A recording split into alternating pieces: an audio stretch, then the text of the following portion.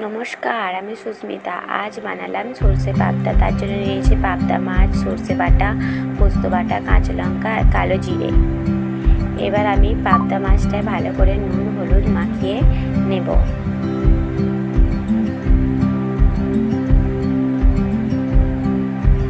নুন হলুদ মাখানো হয়ে গেছে। কড়াই একটু তেল গরম করে নেব।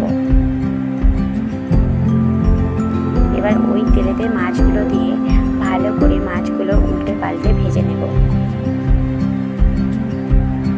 ভেজে মাছগুলো তুলে নিয়ে ওই তেলেতেই কালো জিরে, কাঁচা লঙ্কা ফোড়ন দিয়ে